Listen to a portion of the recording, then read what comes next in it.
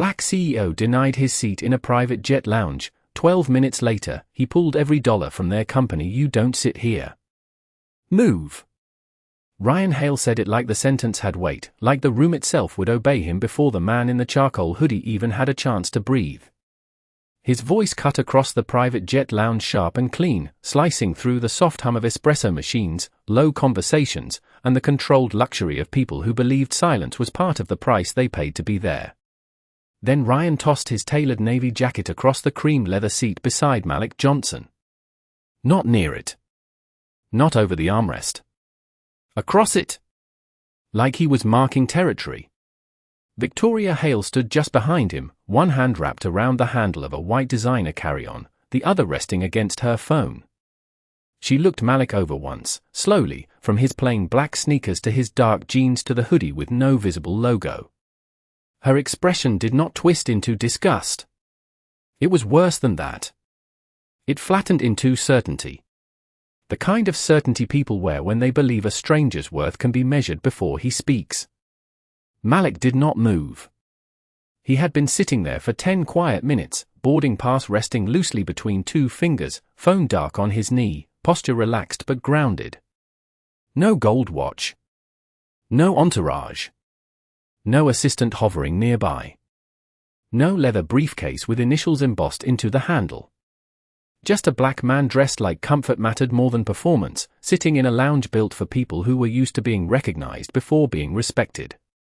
The room tightened. A woman near the window stopped mid-sentence with her champagne glass halfway lifted. A grey-haired man by the espresso bar stirred a drink that no longer needed stirring. Two executives in matching charcoal suits glanced up, then down at their phones, pretending not to watch while their thumbs stayed perfectly still. Ryan did not notice the shift. Or maybe he did and enjoyed it. That section is reserved for priority passengers, Victoria said, her voice smooth enough to pass as polite if no one listened too closely. There must have been a mix-up. Malik looked at the jacket first. Then at Ryan. No anger. No embarrassment.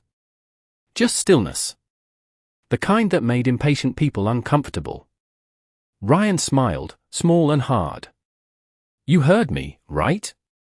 Malik's eyes stayed on him. I heard you. Good. Ryan snapped his fingers toward a lounge attendant standing near the frosted glass check-in desk. Can somebody fix this? We have a 12:30 departure, and I'm not missing my meeting because someone wandered into the wrong lounge. The attendant, Claire Bennett, froze for half a second too long. She was young, maybe late 20s, in a fitted black blazer with the Meridian Private Air pin shining near her collar. Her eyes flicked to Malik's face, then to Ryan's, then to the jacket lying across the seat. Recognition flashed there.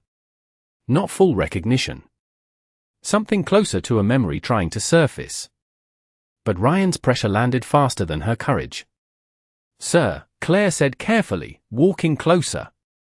May I just confirm your boarding details? Ryan laughed without humor. Mine? I'm Ryan Hale. Hale Ventures. My wife and I were cleared 20 minutes ago. Victoria lifted her chin. We're guests of the Meridian Capital delegation. The word guests carried privilege. The word delegation carried threat. Malik looked down at his boarding pass. He turned it slightly, just enough for the name to catch the light. Malik Johnson. Seat A1. Primary cabin. Owner authorization. Claire saw it. Her breath changed. Ryan did not. Before we continue, where are you watching from? Drop your city or country in the comments below. And if you believe in dignity and justice, hit like and subscribe. These stories spark change. And we're glad you're here. Now, back to Malik. Because Malik Johnson had heard this tone before. Not this exact room. Not this exact man. But the tone was old. 20 years earlier in Dallas, he had stood outside a technology investor summit wearing his only good blazer, shoes polished by hand in a motel bathroom, pitch deck under one arm, and a name badge in his pocket. The woman at registration looked past him twice before saying, "Vendor entrance is around back." He had corrected her. She had smiled. Not warmly. Professionally. "You're in the wrong place." Back then, Malik argued. He pulled out emails. He showed credentials. He explained himself until his throat felt dry and his pride felt rented. He got in eventually, but only after a white founder he barely knew waved at him from inside and said, "He's with us." With us. 2 words that opened a door his own name had not. That day had stayed with him. It did not break him. It sharpened him. It turned patience into a weapon and silence into a room he could control. Now, in the Meridian Private Air Lounge, Ryan Hale stood over him with the same old tone in a newer suit. "You're sure about this?" Malik asked. Ryan's smile widened. "Very." Victoria exhaled softly. "This is ridiculous. Claire, can you just move him somewhere else? We need this area. Somewhere else. Not another seat. Not an explanation. Somewhere else." Malik leaned back slightly, not retreating, only settling deeper into the chair Ryan had decided he did not deserve. "Ryan Hale," Malik said, as if tasting the name for accuracy. Ryan blinked. "That's right. Hale Ventures. Also right." Victoria's eyes narrowed. "Do we know you?" Malik let the silence sit for 1 clean second. "No," he said. "But you should know the people who fund you." Ryan stared at him. For the first time, his confidence did not move forward. It paused. Then he laughed. A short, dismissive sound designed for an audience. "That's cute." He turned to Claire. "Security. Now." Claire did not move immediately. A man near the espresso station looked up fully now. A woman in a cream coat lowered her phone from her ear. Near the far wall, a young black operations coordinator named Amara Reed stood behind a small service console, hands hovering over a tablet, eyes locked on Malik's boarding pass. She had seen the owner authorization tag. She had also seen Claire freeze. Amara swallowed hard. She had worked at Meridian Private Air for 14 months. Long enough to understand that private aviation sold discretion but often practiced hierarchy. Long enough to know the difference between a true security issue and a wealthy client manufacturing one. Long enough to recognize that Malik Johnson's file was not ordinary. But she was junior. Junior people learn to see things quietly. Ryan snapped again. "Claire." Claire's voice softened. "Mr. Hale, I'm just going to verify the manifest." "You already verified it." "I need to verify it again." Victoria stepped closer, lowering her voice without reducing its edge. "This is becoming uncomfortable." Malik looked at her. "For who?" Her lips parted. Ryan's face hardened. "Don't speak to my wife like that. I asked a question. And I gave you an instruction." That was when the room changed again. Not dramatically. No shouting. No phones raised yet. Just a quiet tightening, the human instinct that tells everyone present something wrong is being dressed up as procedure. Malik picked up his phone. He did not rush. He unlocked it with his thumb, tapped once, and brought it to his ear. "Pull Hale Ventures funding file," he said calmly. "Full exposure. Pending instruments. Side letters. Flight access privileges. Everything." Ryan's smile slipped, then came back forced. Victoria watched Malik's mouth, then his eyes, then the phone. Claire's tablet chimed. Amara's console chimed at the same time. 2 small sounds. 2 cracks in the illusion. Ryan looked irritated now. "What is that supposed to mean?" Malik lowered the phone but did not end the call. "It means the room is about to become very accurate." Claire read something on her tablet, frowned, then read it again. "Mr. Hale," she said, "there appears to be a discrepancy with your flight clearance. Ryan's head turned slowly. Excuse me. Your access level is showing as conditional. That's impossible. Victoria stepped forward. We were personally invited. Malik's eye stayed on Ryan. Invited and approved are not the same thing. Ryan's phone buzzed. Once. Then again. Then a third time. He ignored the first two. The third one made his jaw flex. He pulled the phone from his pocket, glanced at the screen, and the color behind his confidence shifted. It was subtle. But the room saw it.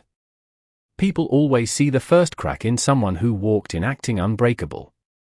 What is it? Victoria asked. Ryan scrolled. His thumb moved too fast. It's nothing. Malik spoke. Into his phone again, voice even. Move Hale Ventures from passive observation to active review. Ryan looked up. The laugh was gone now. Who are you talking to? Malik did not answer him. Claire's tablet chimed again. This time the sound was louder, sharper, and she did not hide her reaction. Mr. Hale, she said carefully, your boarding privileges have been temporarily suspended pending internal review. The sentence landed like a glass dropped in a church. Victoria blinked. No. That doesn't happen. Ryan stepped toward the desk. Fix it. Claire held the tablet closer to herself. It's not showing as a system error. Then what is it showing? She hesitated. Amora looked up from her console. Then Claire said it. A manual executive override. The room went still. Ryan turned back to Malik. His eyes were different now. Not humble. Not yet. But alert. Measuring. Trying to decide if the man in the hoodie was a threat, a fraud, or something far worse for him. Someone with authority he had failed to recognize. Victoria's voice sharpened. This has gone far enough. Claire, call your lounge director. Claire nodded once, grateful for something official to do. She tapped her earpiece. Mr. Ross, we need you in the North Lounge. Malik watched the doors. He already knew what would happen next. There was always a second wave. The first person insulted. The second person proceduralized the insult. The third person tried to bury it under authority. Douglas Ross arrived in less than a minute. He was tall, silver-haired, polished in the way luxury service managers often are, with a smile designed to calm wealthy people before hearing the facts. His eye swept the room, landed first on Ryan, then Victoria, then Claire, then Malik. He paused on Malik half a second shorter than he should have. That was all Malik needed to know. Mr. Hale, Douglas said warmly. I'm sorry for the inconvenience. Ryan pointed at Malik. Your staff has allowed an unauthorized passenger to occupy priority seating, and now somehow our boarding clearance is frozen. Douglas turned to Claire. Why was this escalated? Claire opened her mouth. Victoria cut in. Because he started making phone calls and pretending to control our funding. Douglas finally faced Malik fully. Sir, he said, in a tone that carried manners without respect, I'm going to ask you to step away from this seating area while we resolve the issue. Malik looked at him. Which issue? Douglas blinked. The access conflict. There wasn't a conflict until Ryan put his jacket on my seat. Ryan scoffed. Your seat? Malik lifted the boarding pass slightly. Douglas glanced down, but not long enough. Sir, we can review documents at the desk. No, Malik said. The word was quiet. It stopped the room anyway. Douglas's polite expression tightened. Excuse me. No. You can review them where the accusation happened. A woman near the window whispered, Good. Ryan heard it and turned sharply, but the woman did not look away. That made him angrier. Victoria leaned toward Douglas. Are we really entertaining this? Amora stepped forward from her console before she could talk herself out of it. "Mr. Ross," she said, voice controlled but not steady, "his boarding pass is valid." It scanned owner-level clearance. Douglas turned. The look he gave her was not loud, but it carried punishment. "Amora, return to your station." She swallowed. But she did not move. "I saw it," she said. "And Claire saw it too." Claire's eyes flicked toward her. Ryan laughed again, but now it was thin. "Owner-level clearance? Come on." Douglas's voice dropped. "Amora." Malik's gaze shifted to her for the first time. Not to rescue her. To acknowledge her. That mattered. Because courage often begins as a person standing alone while their paycheck watches. Ryan stepped closer to Malik, lowering his voice just enough to sound dangerous and still be heard. "You don't know who you're playing with." Malik looked up at him. "Actually," he said, "I do. That's why I made the call." Victoria's phone buzzed now. She checked it. Her expression changed faster than Ryan's had. "Ryan." He ignored her. "Ryan." "What?" She held the screen out. "Martin just texted. He says the bridge round is frozen." Ryan's eyes dropped to her phone. For 1 second, he looked like a man reading a language he used to speak fluently but no longer.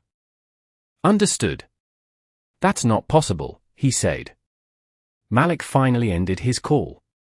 He placed the phone on his knee, face down. Possible is a word people use before they understand who signed the document. Douglas looked from Malik to Ryan. "Mr. Hale, perhaps we should move this conversation to a private room."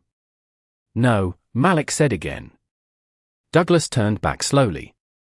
Malik stood. Not fast. Not aggressively. But the movement changed the vertical balance of the room. Until then, Ryan had been standing over him. Now they were eye to eye. Malik was slightly taller.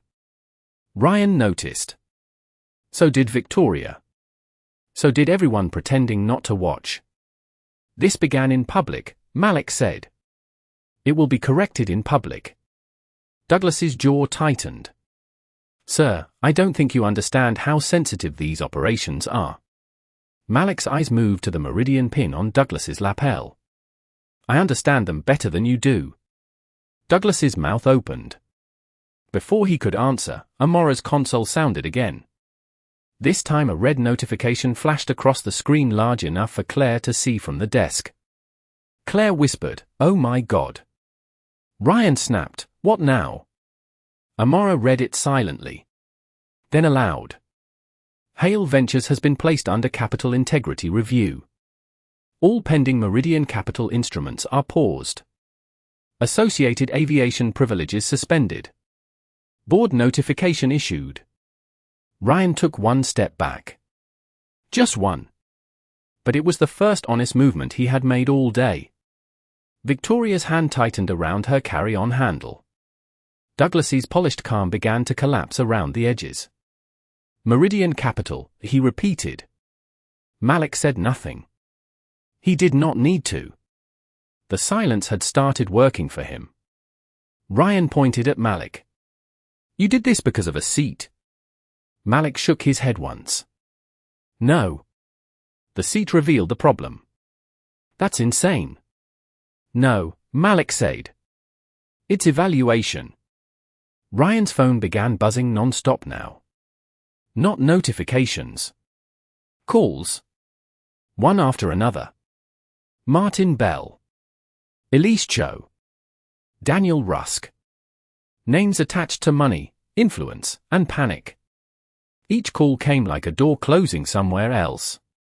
Victoria's voice dropped. "Ryan, answer Martin." He didn't. He stared at Malik. "Who the hell are you?" The room waited. This was the moment. Every person knew it before it happened. The question had been hiding underneath every insult, every assumption, every glance at Malik's hoodie and shoes. "Who are you?" Not because they wanted to know. Because they were afraid they should have known already. Malik did not answer immediately. He looked at the jacket Ryan had thrown over the seat. Then he picked it up with 2 fingers. The same way people had picked up his resume years ago when they thought his name did not match the room. He held it out. Ryan did not take it.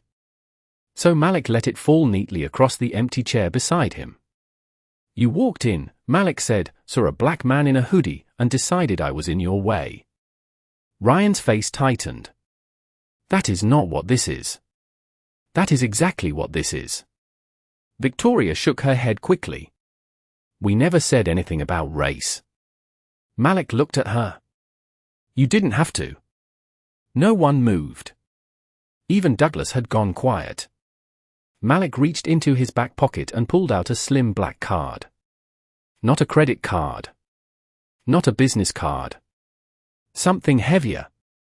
Matte black, no logo on the front except a small silver wing etched into the lower corner. He handed it to Claire. Her hands were steady when she took it, but her face was not. She scanned it. The desk monitor lit up. Owner Principal verified. Malik A. Johnson. Founder and CEO, Johnson Global Holdings. Majority owner, Meridian Private Air. Lead Capital Authority, Meridian Growth Fund. Claire covered her mouth with one hand. Amora closed her eyes briefly like she had been holding her breath for 5 straight minutes. Douglas went pale. Ryan stared at the monitor. Victoria whispered, "No." Malik's voice stayed low. "I am Malik Johnson, founder and CEO of Johnson Global Holdings. Majority owner of Meridian Private Air.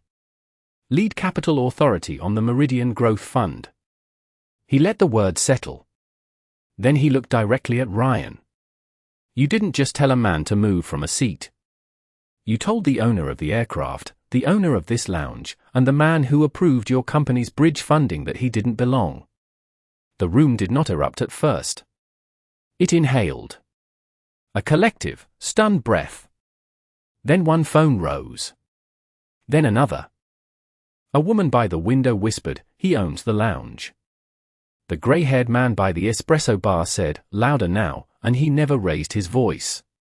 Ryan's mouth opened, but nothing useful came out.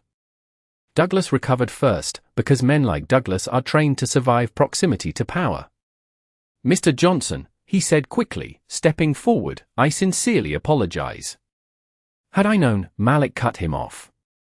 "That sentence is the problem." Douglas stopped. Malik stepped closer, not enough to threaten him, only enough to remove the comfort of distance. "Had you known what? That I owned it? That I could fire you? That my name was worth checking before my dignity was worth protecting?"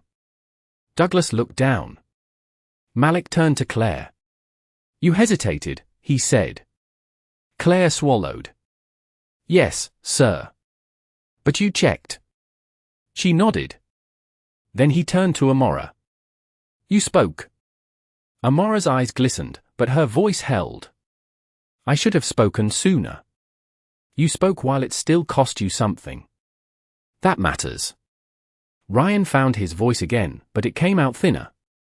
"Mr. Johnson, this is being blown out of proportion. We had no idea who you were." Malik's gaze returned to him. "That was the test." Victoria took a breath. "We apologize if you felt disrespected." A soft sound moved through the room. Not laughter. Disbelief. Malik tilted his head slightly. "If I felt disrespected." Victoria's composure cracked. "I'm trying to de-escalate." "No," Malik said. "You're trying to reduce consequence." That line landed with force. A man near the lounge doors murmured, "Exactly." Ryan turned on him. "Stay out of this." Malik's voice sharpened for the first time. "Do not speak to anyone else in this room like that." Ryan froze. Not because Malik shouted. Because he did not. Douglas stepped in again, nervous now. "Mr. Johnson, I can have Mr. and Mrs. Hale escorted to a private consultation room while we resolve." "No private room," Malik said. "No quiet correction. No luxury exit. Ryan's jaw clenched. You're humiliating us. Malik looked at him for a long second.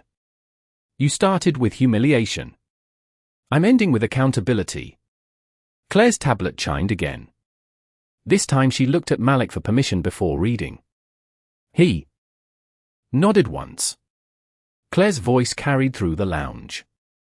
Hale Ventures' primary investment facility has been suspended pending full review. Meridian Growth Fund has withdrawn conditional participation from the current bridge round. Aviation access terminated. Guest status revoked. Victoria's face went white. Ryan grabbed his phone and answered the next call. Martin, listen, the voice on the other end was loud enough for the nearest guests to hear, though not clear enough to catch every word. Ryan turned away, but the damage had already entered the room. What do you mean they're out? He said. Malik watched him. Not with satisfaction. With recognition. There is a specific sound people make when the structure holding them up begins to fail. It is not panic at first. It is negotiation with reality. Ryan was negotiating. No, Martin, do not call the board yet. He listened. His shoulders lowered. What press inquiry? Victoria whispered, press. Across the room, the woman in the cream coat lowered her phone, then said clearly, I'm not press. But I did send it to someone who is. Ryan spun toward her. Malik lifted one hand slightly. Ryan stopped. That was the first time he obeyed anything in that room. Douglas's earpiece crackled. His face shifted as someone spoke into it. Yes, he said quietly. Yes, understood. He looked at Malik. Corporate security is requesting guidance. Malik did not look away from Ryan. Have Mr. and Mrs. Hale escorted out of the restricted lounge. No aircraft access. No VIP transport. Their luggage stays groundside until compliance clears release. They can wait in the public terminal like everyone else. Victoria flinched as if the words physically touched her. Ryan lowered his phone. You can't do that. Malik's expression did not change. I just did. 2 security officers appeared at the entrance. Not aggressive. Not dramatic. Professional in dark suits, hands visible, faces unreadable. This was not the rough spectacle Ryan had wanted for Malik. It was worse. It was clean. Documented. Official. A consequence with polished shoes. Mr. Hale, one officer said, you'll need to come with us. Ryan looked at Douglas. Are you serious? Douglas did not answer. He could not even meet Ryan's eyes. Victoria's voice trembled now, anger trying to disguise fear. We are not criminals. Malik looked at her. No. You are examples. The woman near the window whispered, damn. Ryan stepped toward Malik, face tight. This is personal. Malik shook his head. No. Personal would have been me arguing with you. This is structural. Ryan pointed toward the lounge. Everyone here saw you abuse power. Amora spoke before Malik could. No, she said. Every head turned. Her hands shook now, but her voice grew stronger as the room gave her space. We saw you abuse access. We saw you throw your jacket on his seat. We saw you ask staff to remove him before checking who he was. We saw Mr. Ross almost back you because you looked like the person he expected to matter. Douglas closed his eyes. Amora kept going. And I saw the scan. Owner-level clearance. I saw it before any of this happened. The room shifted toward her? Not physically. Morally. Claire stepped beside her. She's telling the truth, Claire said. His pass was valid from the beginning. Ryan stared at them both as if betrayal had a uniform. You people are unbelievable, he muttered. The words barely left his mouth before he realized what he had said. But the room heard it. Everyone heard it. Even Victoria closed her eyes. Malik's face went still. Not calm. Still. There is a difference. Ryan tried to recover. I didn't mean, yes, Malik said quietly. You did. And that was the moment the lounge stopped being a luxury space and became a courtroom. No judge. No jury box. Just witnesses. And truth. Malik turned to Douglas. Put the lounge audio under legal hold. Douglas nodded immediately. Yes, sir. Preserve security footage from all cameras, starting 15 minutes before I entered. Yes, sir. Pull complaint history involving Hale Ventures guests, priority seating disputes, racial or appearance-based access challenges, and staff overrides. I want internal counsel, compliance, and human capital on the same call within 10 minutes. Douglas's voice thinned. Yes, sir. Malik looked at him. And Douglas? Yes, Mr. Johnson. You are. Suspended effective now pending investigation. Douglas's mouth opened. No sound came. Malik continued. You saw a conflict and chose proximity to perceived power over procedure. You did not verify before you pressured. You did not protect the guest. You protected the assumption. Douglas looked at the floor. The security officer who had been standing beside Ryan turned slightly toward Douglas now. Mr. Ross, he said, we'll need your badge. A murmur moved through the lounge. Douglas removed the badge slowly. The meridian pin followed. That small metallic click as it landed in the security officer's palm sounded louder than the engine noise beyond the glass. Ryan watched it happen, and for the first time he seemed to understand that this was not a performance designed only for him. It was a system correcting itself in public. Victoria's eyes filled, though whether from shame or fear was impossible to tell. Mr. Johnson, she said softly, please. This will destroy us. Malik looked at her. No, he said. It will reveal what was already unstable. Ryan's phone buzzed again. He did not answer. Security stepped closer. Mr. Hale. Ryan stared at Malik with an expression that had finally lost its theater. What do you want? Malik's voice was almost gentle. For people like you to stop needing a resume before offering respect. No one clapped immediately. The line did not ask for applause. It asked for memory. Then the grey-haired man by the espresso machine began clapping slowly. One clap. Then another. The woman in cream joined. Then the two executives. Then a young couple near the hallway. The applause grew, not loud enough to become chaos, but strong enough to make Ryan and Victoria feel every inch of the walk they were about to take. Ryan looked around the room, furious and cornered. Victoria lowered her head. The security officers guided them toward the exit. Not dragged. Not shoved. Guided. That made it worse for Ryan. Because dignity was being offered to him in the same room where he had denied it to someone else. At the threshold, he turned back. This isn't over. Malik's answer came without pause. You're right. The audit starts now. The doors opened. Ryan and Victoria stepped out of the private lounge and into the public terminal beyond the frosted glass, where the noise was louder, the seats were harder, and no one knew their names unless they chose to behave like people worth knowing. The doors closed behind them. Inside the lounge, the applause faded into a silence that felt different from the one before. Not tense. Awake. Malik turned to Amora. You were assigned operation support today. Yes, sir. Not anymore. Her eyes widened.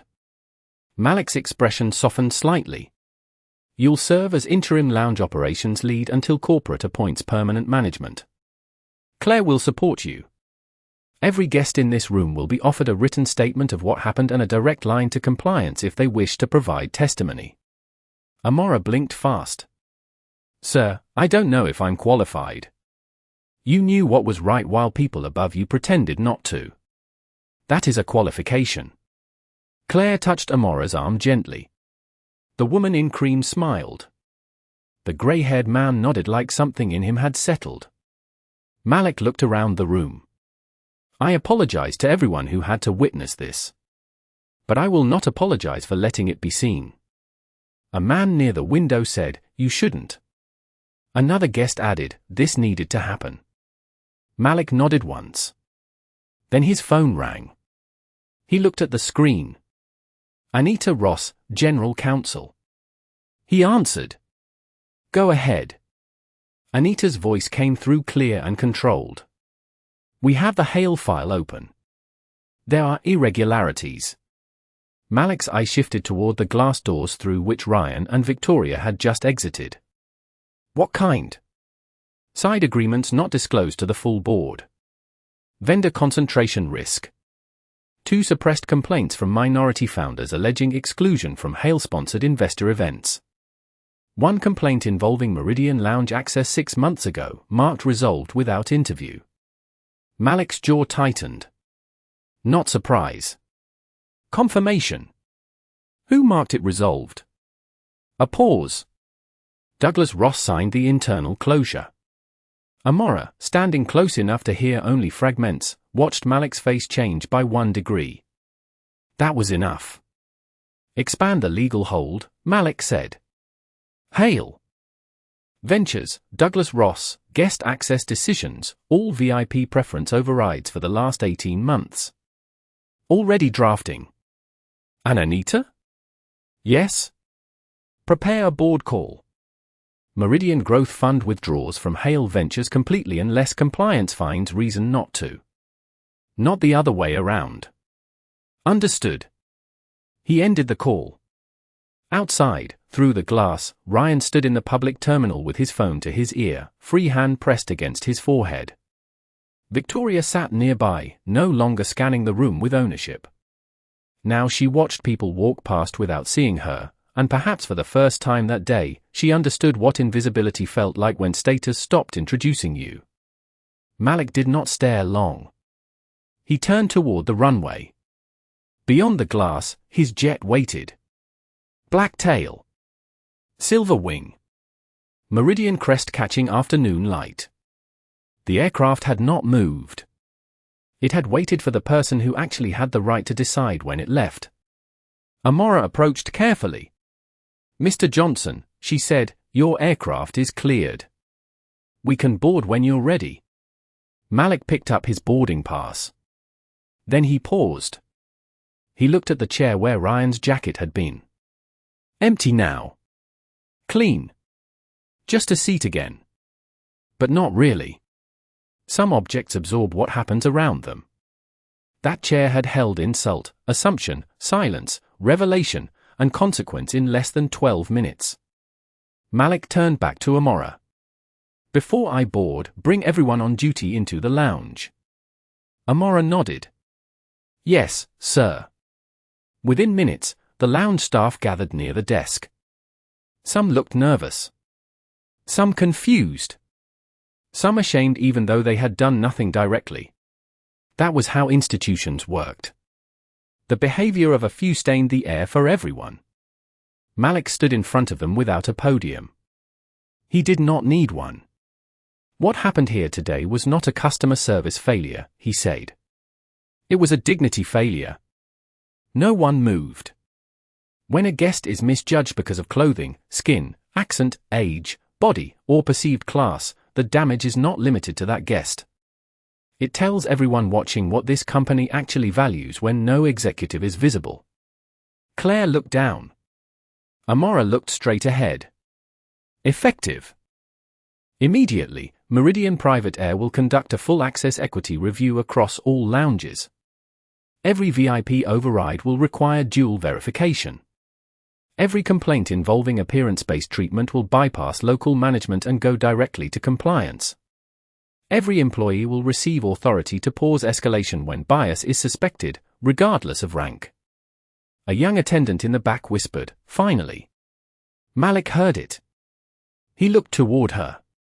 What's your name? Nina, sir. How long have you been here, Nina? 3 years. Have you seen this before? Her eyes flicked to the others. Malik waited. The silence was not pressure. It was permission. Yes, she said. The word changed the room. Malik nodded slowly. How many times? Nina swallowed. More than I reported. Why? Her voice cracked slightly. Because the people doing it were usually the people we were told not to upset. A quiet shock moved through the staff. Amora closed her eyes. Claire covered her mouth again. Malik's face stayed controlled, but something behind his eyes hardened. That ends today. Nina nodded. After I board, Amora will collect written accounts from anyone willing to provide them. No retaliation. No quiet punishment. No scheduling cuts disguised as coincidence. I will know if it happens. No one doubted him. Not anymore. Then Malik turned toward the lounge guests. Thank you for not looking away. The woman in cream answered, thank you for not letting us. Malik gave the smallest smile. Then he walked toward the glass doors leading to the tarmac. The path from lounge to aircraft was not long, but every step carried the weight of what had just been stripped away behind him. Assumption. Performance. False importance. The kind of power that needs to push someone down just to feel tall. Outside, the air was colder. The engines hummed low, steady, controlled. The lead flight attendant stood at the base of the stairs and straightened as Malik approached. Welcome aboard, Mr. Johnson. Her voice carried respect, but not surprise. That mattered too. Malik nodded and climbed the stairs. Inside, the cabin was quiet. Cream leather seats. Walnut trim. Soft lighting. A table already set. With documents he had planned to review before Ryan Hale turned a lounge chair into a test of character. He sat near the front, but not immediately. First, he looked through the window. Ryan and Victoria were visible beyond the terminal glass now, smaller from this distance. Ryan paced with his phone pressed to his ear. Victoria sat still, staring at nothing. The lead attendant approached. We're ready for departure on your command. Malik looked forward. Hold 5 minutes. Yes, sir. He picked up his phone and called Anita back. Put me on speaker with the fund committee. A few seconds passed. Then voices entered the line, one after another. Anita. Marcus Lee from Compliance. Janet Pierce from Investor Relations. Samuel Okafor from Fund Governance. People who knew that when Malik called from a runway, the runway was not the emergency. Malik spoke first. Hale Ventures is no longer a judgment call. It's a pattern review. Marcus answered. We've already found 3 founders who were excluded from Hale demo events after being marked as low fit. All 3 were Black or Latino. One had stronger revenue than 2 companies Hale advanced. Janet added, limited partners are asking whether the withdrawal is official. It is. Silence. Then Samuel said, full withdrawal. Full. Anita's voice remained calm. That will likely trigger a cascade. Their bridge round depends on our signal. Malik looked out the window again. Ryan had stopped pacing.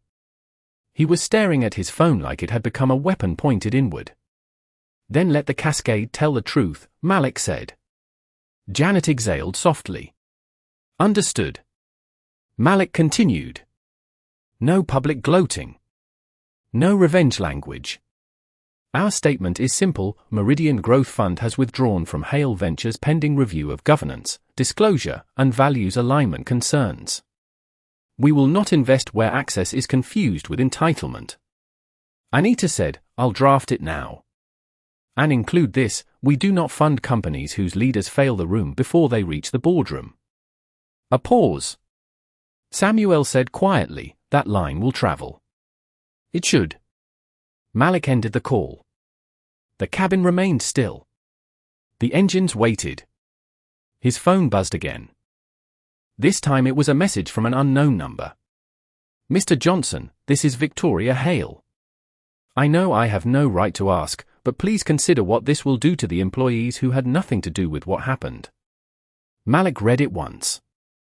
Then again. He did not answer immediately. Because the message had done what apologies often try to do after power shifts. It moved the harm away from the person who caused it and placed the burden of mercy on the person who absorbed it. He typed slowly. "The employees are why the audit matters. If the company is sound, they deserve better leadership. If it is not, they deserve the truth." He sent it. No anger. No extra sentence. No comfort.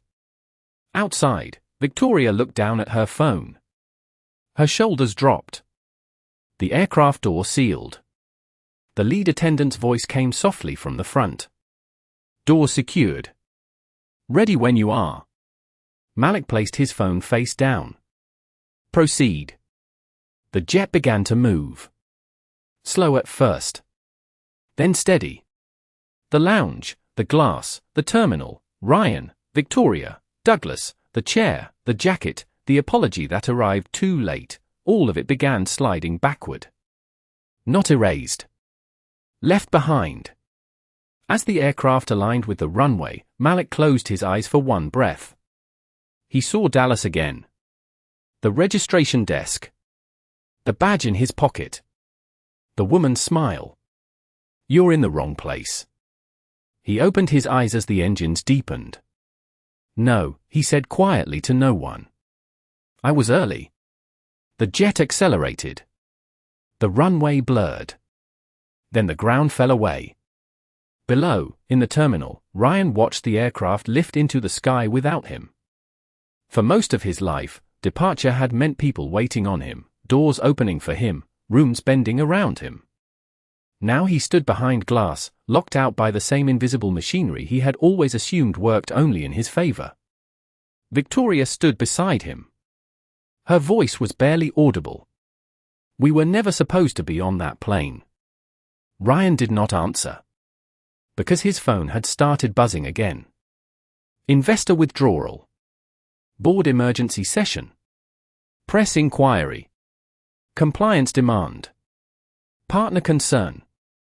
Each notification arrived like a flaw disappearing. Back in the aircraft, Malik reached cruising altitude in silence.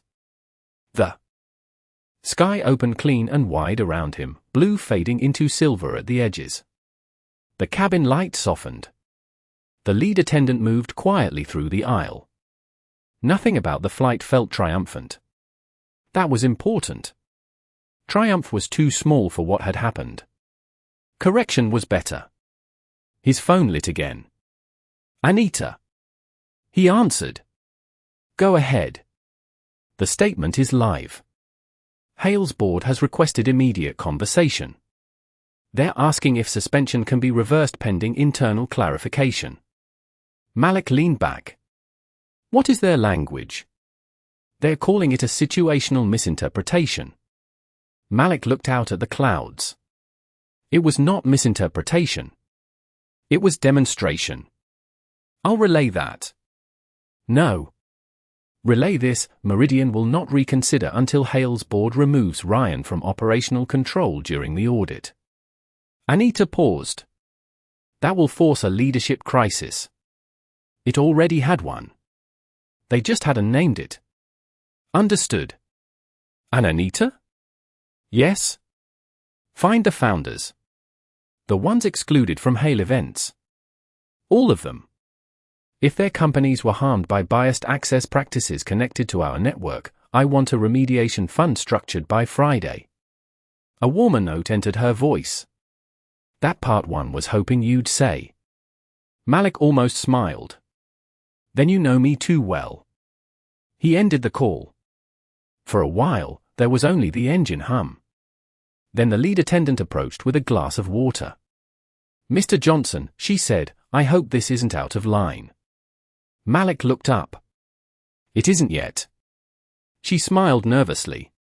"My brother stopped flying private charters 2 years ago.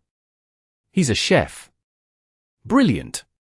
He was catering a corporate flight and got mistaken for cleaning staff 3 times in 1 hour. He laughed about it when he told us, but not really. Malik accepted the water. What's his name? Darius. Tell Darius Meridian is reviewing vendor dignity protocols too. Her eyes shone. I will. And tell him not to laugh when it hurts. She nodded once, unable to speak for a moment. Malik turned back to the window. This was why the work never ended. Bias did not live only in dramatic moments. It lived in small corrections never made, jokes swallowed, apologies never offered, policies applied. Harder to some bodies than others. The lounge had only made it visible. On the ground, visibility was becoming consequence. Within 40 minutes, Hale Ventures' largest secondary partner paused its commitment. Then a pension fund requested governance documents. Then 2 founders posted vague but unmistakable statements about exclusionary behavior at Hale events. Then a business reporter connected the timing. By the time Malik's aircraft began descending toward New York, Ryan Hale was no longer defending a lounge incident. He was defending a culture. And cultures do not collapse because of one mistake. They collapse when one mistake proves the pattern. At 4:15 p.m., Hale Ventures held an emergency board call. Ryan sat at the head of a glass conference table that suddenly felt too large. Victoria sat to his right, not as a spouse now, but as general counsel, though even that title felt unstable. Around them, board members filled the screen one by one. Martin Bell looked exhausted. Elise Cho looked furious. Daniel Rusk looked like a man already calculating distance. Ryan began before anyone could attack. This has been distorted. No one responded. He tried again. It was a misunderstanding in a lounge. Malik Johnson escalated it because he has the leverage to do so. Elise leaned forward. Did you tell him to move? Ryan's jaw tightened. That's not the relevant, did you? Victoria looked at him. Ryan exhaled. Yes. Martin asked, did you know who he was? No. Daniel's voice came cold. That is the relevant part. Ryan looked at him sharply. Daniel continued. If you had known, you would have behaved differently. That is the problem every investor is calling me about. Victoria spoke. Careful now. We need to focus on containment. Elise shook her head. No. We need to focus on exposure. Because Meridian's compliance letter includes founders I remember. Founders we passed on without real discussion. Ryan's face hardened. We pass on hundreds of founders. Martin said quietly, not all of them get marked low fit after outperforming the room. The silence that followed was worse than shouting. Victoria looked down at the board packet newly uploaded to the secure portal. There were names. Emails. Event notes. Internal comments. Not all were openly racist. Most were polished enough to survive casual reading. Not brand-aligned. Too aggressive. Limited polish. Questionable cultural fit. Difficult room presence. Words built to sound objective while carrying old prejudice in a tailored suit. Victoria felt her stomach drop.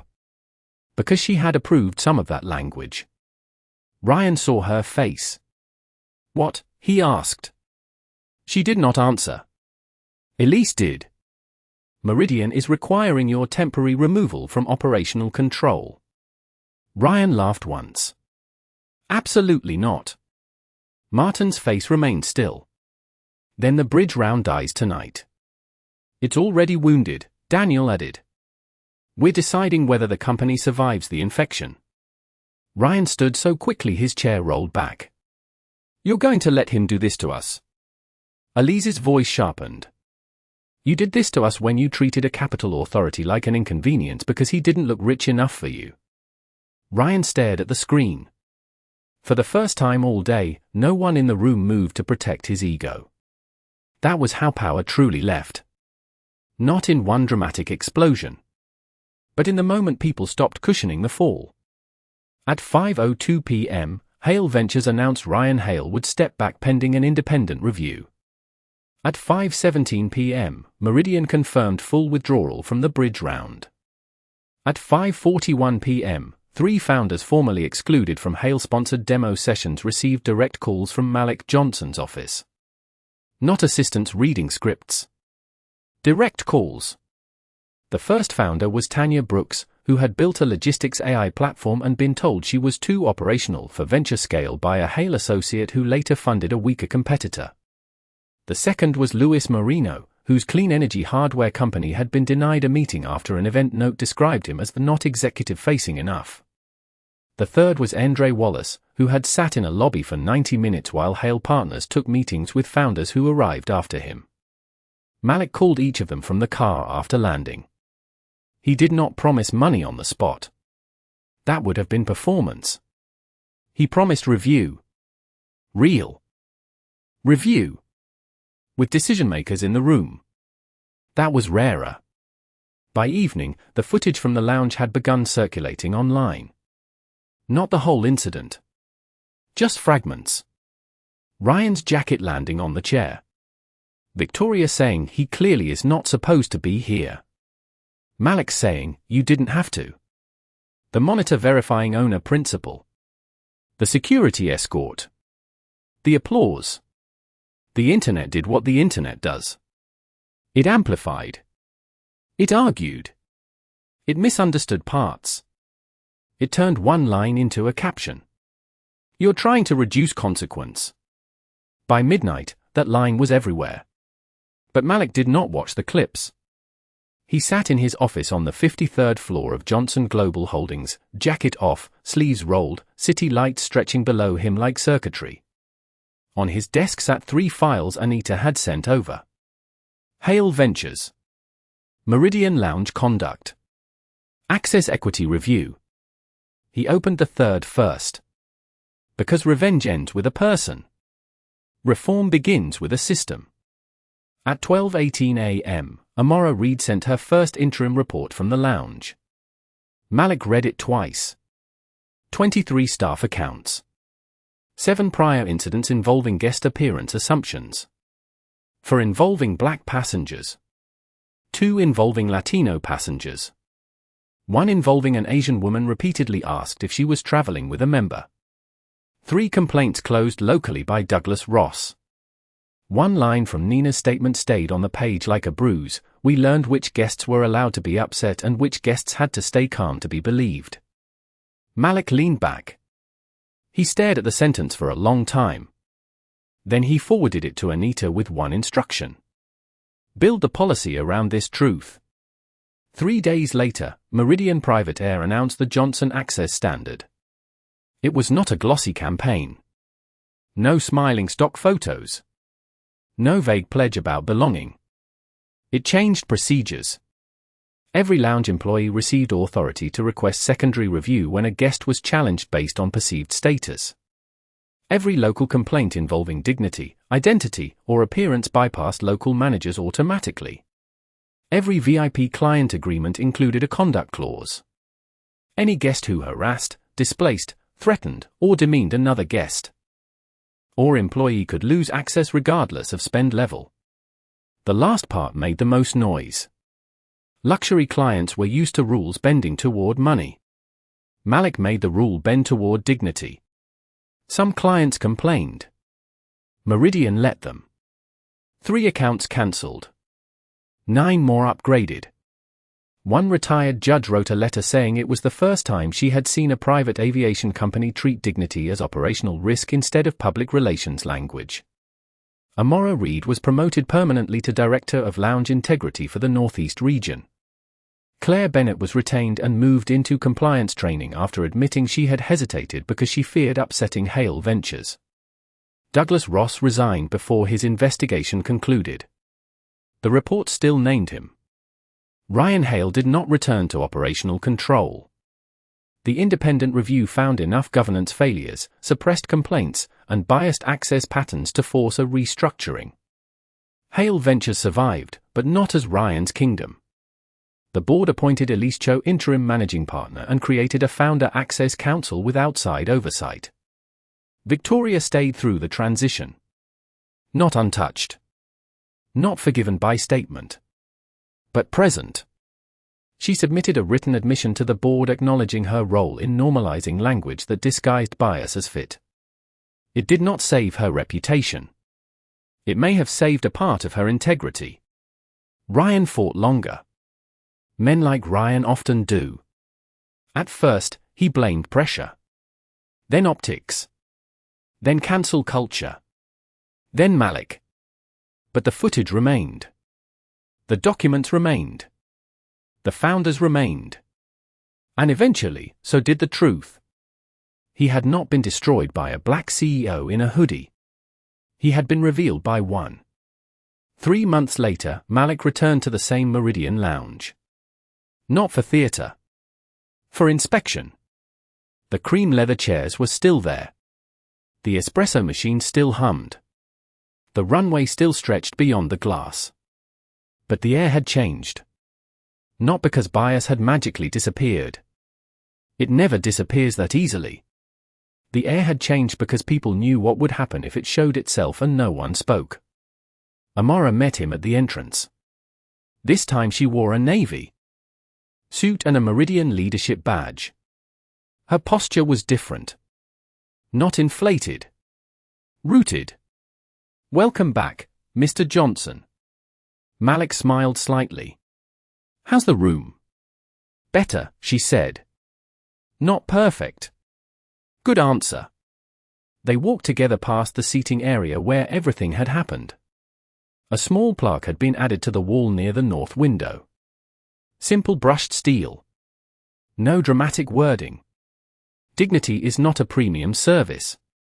Malik stopped in front of it. Amara watched him carefully. "Too much?" she asked. "No," he said. "Just enough." Near the espresso bar, Nina trained a new attendant on check-in protocol. At the desk, Claire led a short briefing with 2 employees from another location. A guest in a faded denim jacket entered with a worn duffel bag. No one looked at him twice except to greet him properly. "Good afternoon, sir. Welcome to Meridian." Malik watched the exchange. That was the victory. Not applause.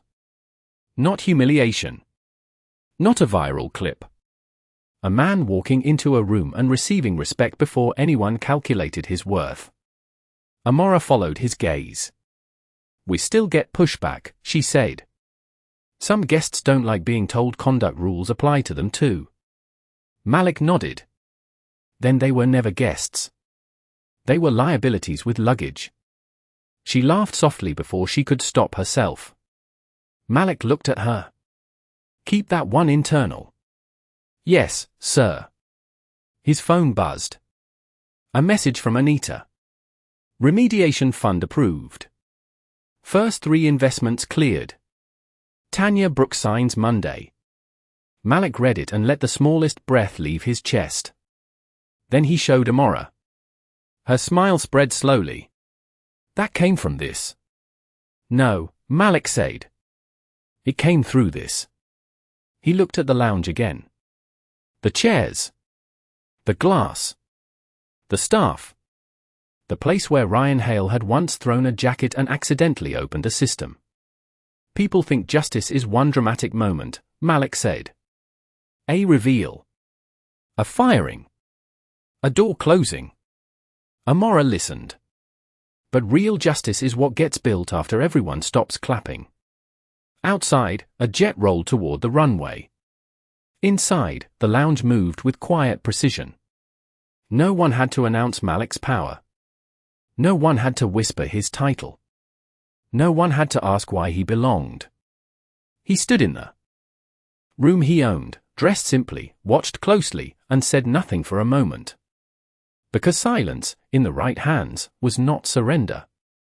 It was command. And the truth that remained was simple. Ryan Hale had mistaken humility for weakness. Douglas Ross had mistaken Polish for authority. Victoria Hale had mistaken apology for accountability. But Malik Johnson had mistaken nothing. He had seen the room clearly from the beginning. He had let every person reveal themselves. Then he moved once. And everything built on assumption moved with him.